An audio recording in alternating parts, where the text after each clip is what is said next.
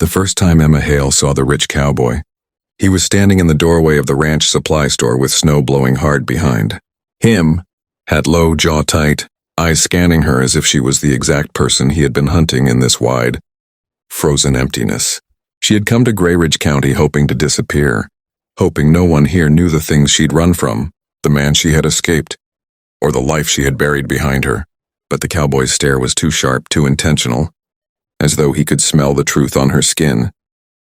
She hated how her pulse reacted to men like him, large, confident, carved from wilderness and wealth, but she also hated how he didn't look away. Instead, he stepped inside, snow dusting his shoulders, broad hands removing his gloves with slow, measured movements that made her swallow and turn her eyes away. She was just trying to buy instant noodles and cheap coffee. Nothing fancy. Nothing that said she belonged in a place like his world. But the way he looked at her, she knew she was in trouble. He approached her with steps that sounded too loud in the small store. Boots striking wood, coat brushing against his jeans, smell of cold wind and cedar drifting around her. She kept her eyes down, counting coins, pretending she didn't feel his presence radiating directly at her. "You from around here?" he asked, voice deep, rough. Something worn by storms and secrets. Emma mumbled no, hoping to end the conversation, but the cowboy only nodded as if this was the exact answer he expected. "Name's Colt Maddox," he said, and she froze. Even someone like her who avoided news, avoided people, avoided anything that resembled trouble, knew that name. The Maddox family practically owned half the ranches in northern Wyoming, rich, respected, dangerous if crossed, the kind of men who could make problems disappear with a phone call. She didn't know why a man like him was talking to her. She didn't want to know. She didn't want to be seen, noticed, or remembered. But Colt Maddox leaned in, lowering his voice to something tense and private. "I need something from you," he said. Her chest constricted instantly. She backed away, shaking her head, but he lifted his hands calmly. "Nothing like that," he said.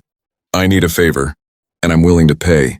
She frowned, because favors never came without consequences. He studied her more closely, and she hated how vulnerable she felt under his gaze.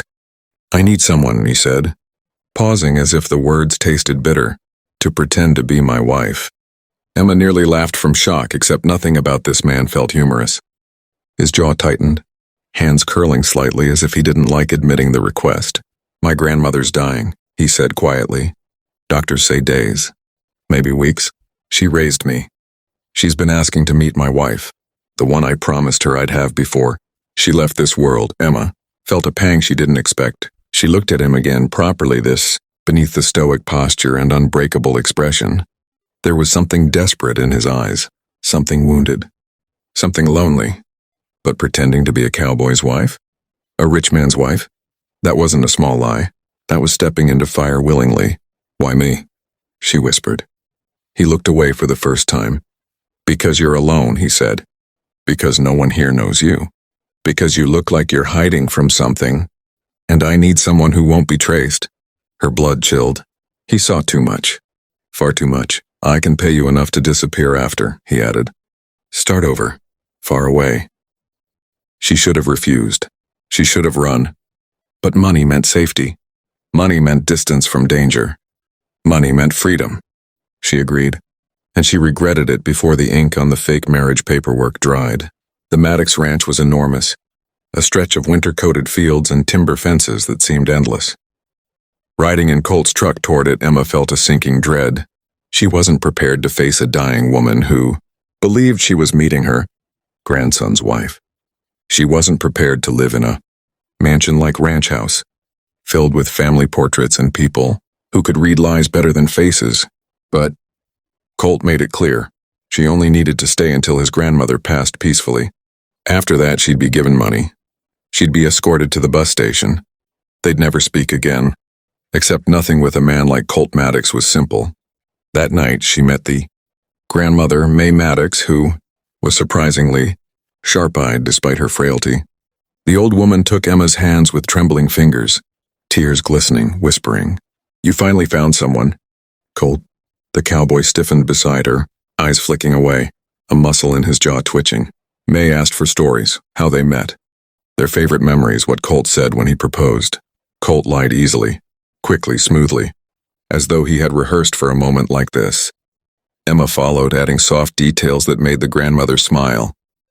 She didn't expect how natural it felt, how their voices braided together without stumbling, how Colt's hand rested on her back steady and warm. Later, when the grandmother slept, Colt walked Emma to the guest bedroom she'd be using. He kept his distance, kept his tone firm. We play the parts. Nothing more. No touching unless needed. No confusion. No lines crossed, he said. After she's gone, you get your payment and you leave. Understand? Emma nodded. Yes, no lines crossed. No emotional connections. No attachments. Just acting. Just survival. But Colt hesitated at the door, eyes lingering on her face with a flicker of something unreadable. Something he wasn't supposed to feel. He swallowed hard, stepped back, and shut the door quickly as if protecting himself. Emma sat on the bed, breath shaking, realizing this was more dangerous than she thought. And not because of the money, the lies, or the ranch. It was the man himself. Colt Maddox was a storm waiting to break, and she had willingly stepped into its center. The next days blurred into a strange dance of pretending, holding Colt's arm at meals, letting May ask them endless questions about future children. The ranch, how they'd decorate a nursery someday. Colt played along flawlessly, but Emma felt the tension in his body every time she was near. He avoided looking at her too long. He avoided touching her unless May was watching. He avoided being alone with her except when absolutely required. It was as if he feared his own hands, feared his own thoughts, feared what he might do if he let himself care. But the moment that changed everything happened in the barn. A snowstorm raged outside, and Emma, trying to warm up, wandered into the barn where Colt was feeding the horses. She didn't expect him to be shirtless under the heat lamps, muscles carved and scarred, skin glistening slightly in the warm glow. She turned to leave, embarrassed, but he caught her wrist gently. "You don't have to run every time you see me," he said, voice softer than she'd heard before. She met his eyes, breath-catching. He was closer than he should have been, warmer than he should have been, more human than she expected. "I'm not running," she whispered. He looked down at her lips, just 1 second too long, 1 second too revealing. He let her go abruptly, stepping back as if burned. "Lines," he muttered. "We keep the damn lines." But that night Emma couldn't sleep, and Colt, pacing the hallway outside her door, couldn't either. The lines blurred. The roles weakened. Something was breaking. Something dangerous. Something fated. Something neither of them were ready for. Because pretending to be a wife was one thing, but wanting to be one, that was dead. Emma woke to shouting. Not angry shouting, panicked shouting. She ran into the hallway to find Colt carrying his grandmother, breath ragged, voice breaking as he called for the ranch nurse. May's breathing was shallow, color drained, body limp in Colt's arms. Emma followed them to the bedroom, heart pounding, watching as Colt knelt beside the bed, clutching May's frail hand. His shoulders shook, head bowed, cowboy hat falling to the floor. It was the first time she saw him break, truly break. The nurse whispered gently to him, but Colt didn't move, didn't speak, didn't blink. Emma stepped forward, placed a hand on his back, whispering, "I'm here." He didn't push her away. Instead, he leaned into her touch, just slightly, as if he no longer had the strength to stand on his own. May passed that night, and everything changed. The house fell silent. The ranch hands spoke in hushed tones. Colt walked outside before sunrise, not speaking to anyone, shoulders heavy with grief, jaw locked with emotions he didn't know how to carry. Emma followed him discreetly, until he reached the hill overlooking the ranch, the place he said his parents were buried. She respected his solitude until he whispered, "You can come closer." She approached slowly. Colt didn't look at her. "I lied to her," he said. "I lied right to her face because I wanted her last days to be peaceful. But she left this world believing I had a wife, a life, a future." Emma swallowed. "You gave her comfort," she said. "That wasn't a lie." Colt shook his head, breath trembling. "But you're not my wife," he whispered. The words cut quietly, too quietly. Emma stepped closer. "I know I'm not. But the love she saw in your eyes, it wasn't fake." Colt stiffened. "What love?" He snapped too quickly, too defensively. She didn't press it. But they both knew she wasn't wrong. The funeral came and Emma stood beside Colt the entire time, letting him take her hand, letting him lean on her, letting him grieve. When the last relative left and the ranch returned to its ghostly quiet, Colt stood by the fireplace, arms crossed, staring at nothing. Emma approached him slowly, fully expecting him to tell her the deal was over, that she needed to pack her things and leave. Instead, he whispered, "I don't want you to go yet." The confession slipped out before he could stop himself, and when he realized what he said, he swore under his breath, pacing. "Forget that," he muttered. "I just meant there's paperwork, logistics, money transfers. You can leave tomorrow." But Emma heard the lie in his tone. Colt Maddox didn't want her gone. He didn't want the house empty. Didn't want the silence. Didn't want to lose the only warmth left in his life. That night, snow fell thick and heavy. The heater rattled in Emma's room, and she wrapped herself in blankets, trying to sleep. But she couldn't stop thinking about Colt, his pain, his loneliness, the trembling in his voice when he said he didn't want her to go. A soft knock startled her. She opened the door to find Colt standing there, breathing hard, eyes dark and unreadable. "I can't sleep," he admitted. She hesitated.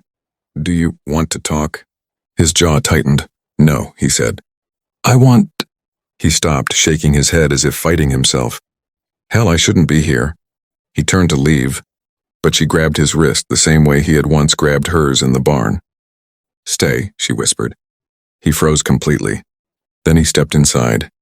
Colt didn't touch her at first. He sat at the edge of the bed, elbows on his knees, face in his hands.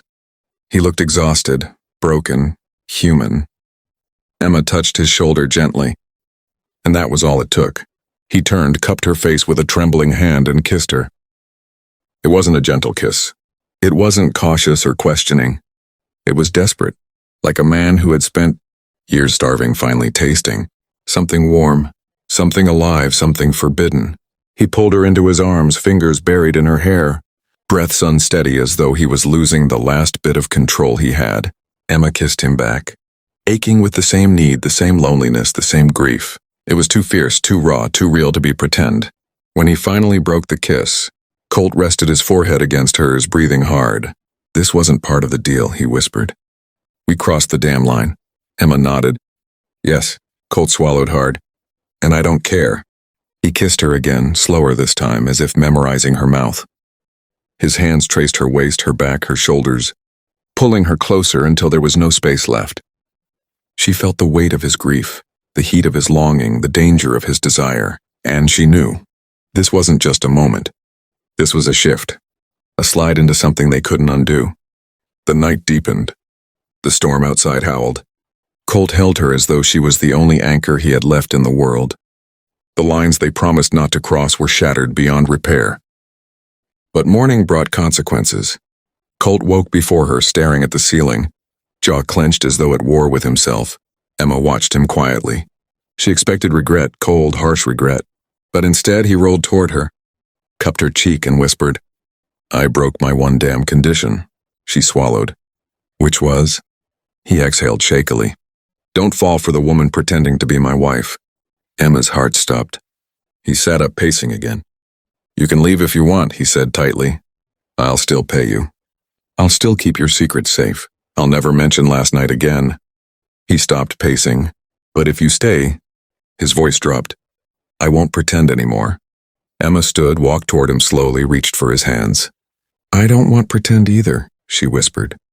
Colt looked into her eyes, really looked, and something inside him finally softened. Finally surrendered, finally chose her. He pulled her into his arms, holding her with a certainty that felt like a vow. Not the fake marriage they had staged, not the lie they told his grandmother. Something real, something terrifying, something that tasted like forever. And for the first time since she fled her old life, Emma didn't feel like she was hiding. She felt found, safe, wanted, chosen. Colt Maddox, the rich cowboy who swore he wouldn't fall, had broken his only rule.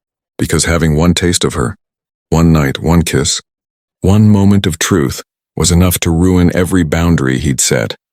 And neither of them would ever go back.